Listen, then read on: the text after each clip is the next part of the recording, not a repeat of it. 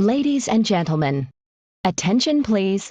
It's a pleasure to present to you a capsule of knowledge with the title, Why the Man Was Created.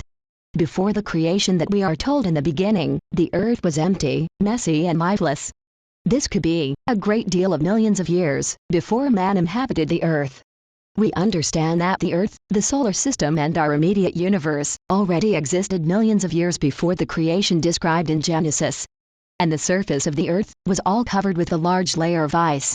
Before man inhabited the earth, before creation, a great rebellion occurred in the kingdom of God. Approximately 1/3 of the members of the kingdom of God rebelled against God by turning away and opposing Him. This was caused by the desire to be bigger and to show more than they had. It was a misconduct, which was formed in their own free will.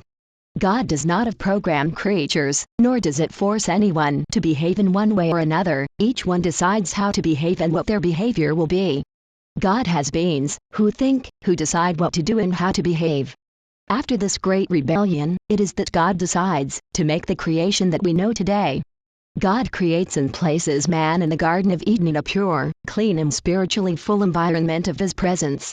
He puts it without sin, without sinful nature, but if He puts it with free will, that is where He confronts temptations made by those who had already revealed themselves against God in the past. The man disobeyed some ordinances that God had previously given him. Man disobeys God and obeys the one who had revealed himself against God. In the disobedience of man, it is that sin comes to man. Thus man falls from the grace of God and sin begins to reign in man. This is how the forces of evil begin to manifest on earth, including everything in it. God knew this was going to happen, but He also had a solution. The free will of man would be exercised at all times through all subsequent events. God does not alter, at any time, the free will of man. Man continues to exercise his dominion at all times. God begins a plan to redeem man from sin. He begins to educate man and tells him how he should behave so that he can live with Him in His kingdom. Eventually, God becomes a people, with which He will reach and include all the nations of the earth. This begins with Abraham, who promises that his offspring will be as numerous as the stars of the sky and as the sand of the sea. It is then, that with this created people, they will prove the guilt of the enemy of souls. Notice, that the enemy failed before God, being in the presence of Him and surrounded by His glory. That is, impregnated with the presence of God. And perceiving the glory of God. And in counterpart, man, separated from God, and being attacked by the enemy of souls, makes decisions to approach God, to receive Him, and to be filled with His glory. An act, which is totally the opposite, of how the enemy was in the presence of God. Thus, it is demonstrated and confirmed, the guilt of the enemy of souls. The enemy of souls, in a body of high hierarchy and high dominance, departs from God. And man, in a body of little dominion, little less than that of angels, seeks God. That is, the man in a totally contrary condition, manages to get out of the enemy's snares and approaches God.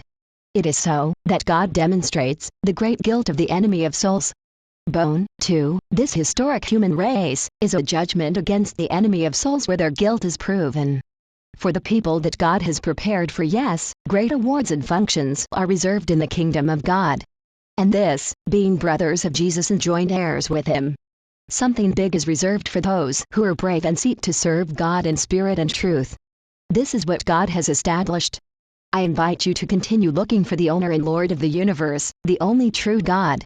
This is how, like God and therefore man, they demonstrate the guilt of the enemy of souls. I hope you liked this capsule. God bless you. Thanks for your attention. Until next time.